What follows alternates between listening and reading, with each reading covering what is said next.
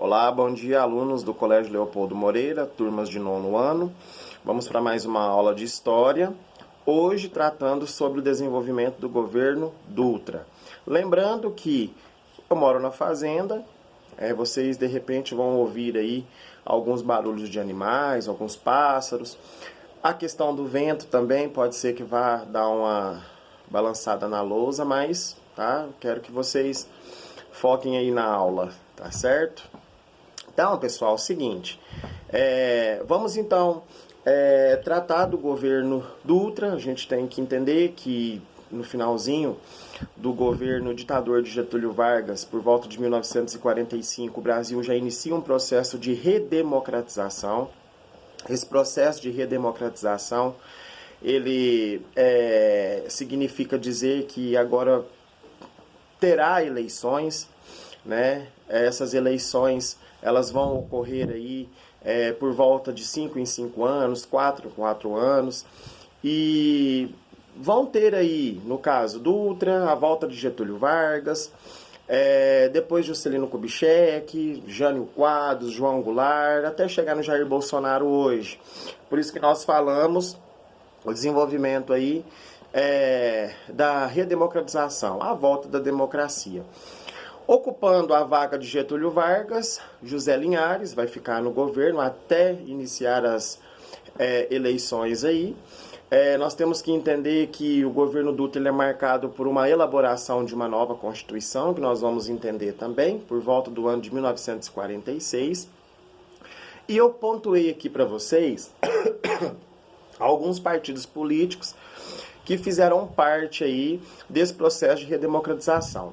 O que se destacam, os que mais se destacam são 6, mas eu pontuei 4 aqui de grande importância, que inclusive é tratado no livro de vocês, depois vocês dão uma olhadinha lá, certo? Então eu coloquei aqui a UDN, o PSD, o PTB, o PCB. Então foram os partidos aí que desenvolveram a partir do processo de redemocratização. A UDN, União Democrática Nacional. Ela é considerada, para os dias de hoje, na linguagem de hoje, uma linha de direita.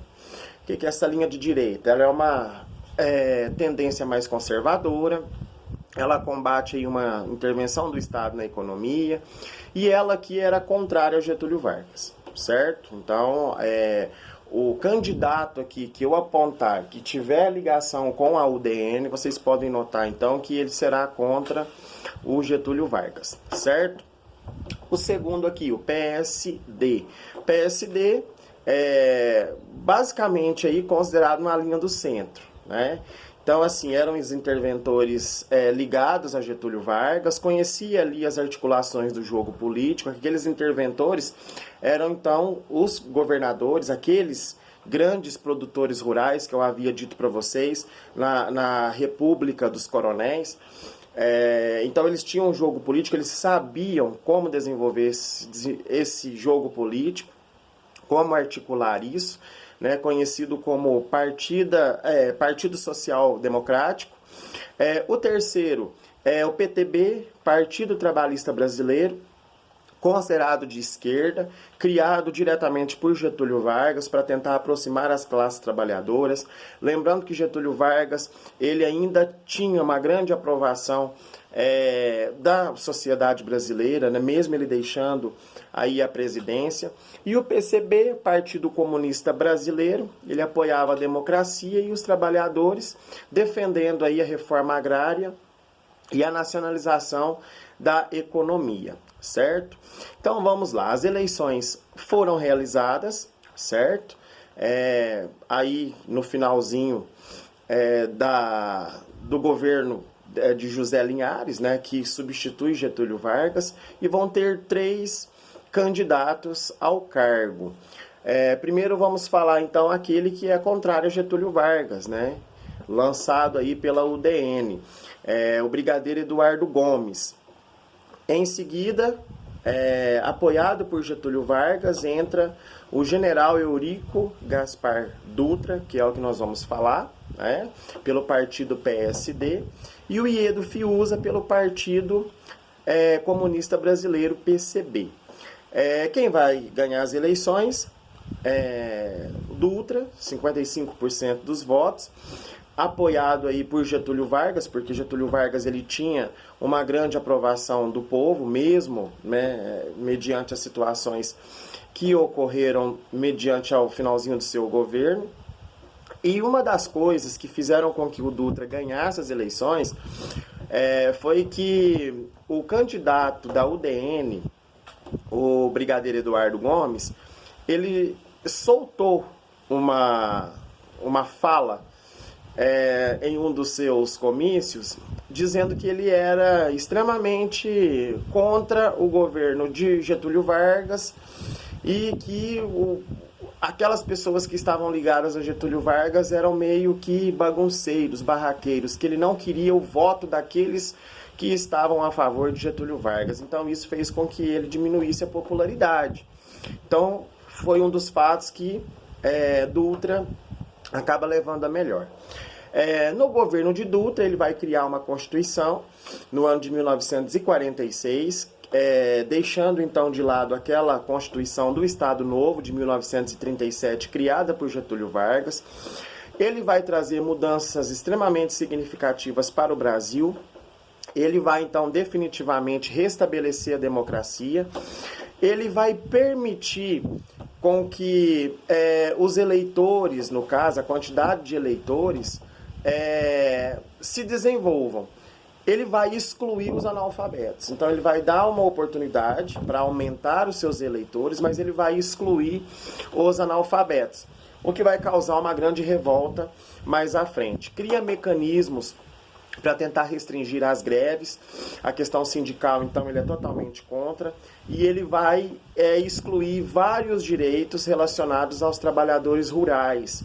Aquilo que Getúlio Vargas já tinha feito para todos os trabalhadores, com o desenvolvimento da consolidação das leis trabalhistas, a CLT, ele rompe, então, com os trabalhadores rurais.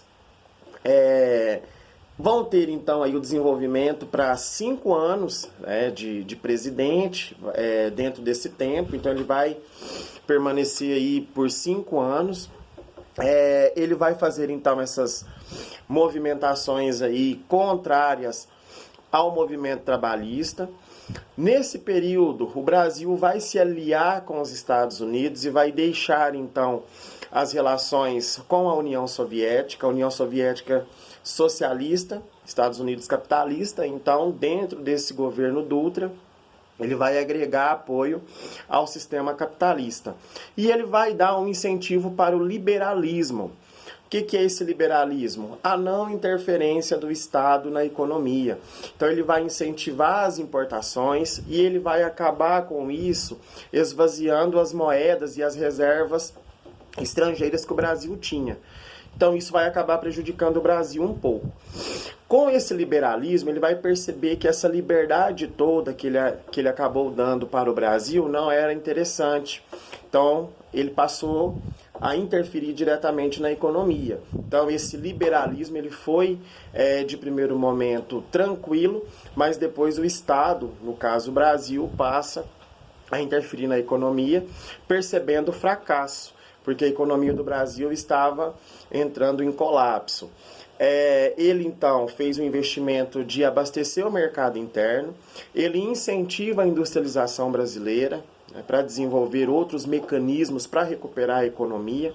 Ele cria o que nós chamamos de plano SALT, os historiadores aí chamam de plano SALT, que seria o investimento na área da saúde, na área da alimentação, na área do transporte, na área da energia. Por isso o plano SALT, saúde, alimentação, transporte e energia.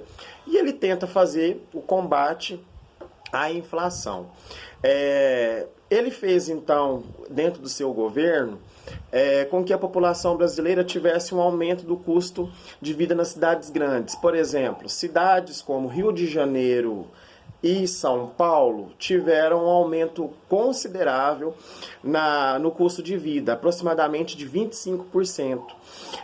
Os últimos 2 anos de governo do Eurico Gaspar Dutra foram de crescimento, registraram um crescimento na economia mundial de 8%, devido ao seu intervencionismo na economia. Então isso fez grande diferença para o Brasil na época, certo? A próxima aula será sobre a volta de Getúlio Vargas no poder e espero que vocês assistam, ok?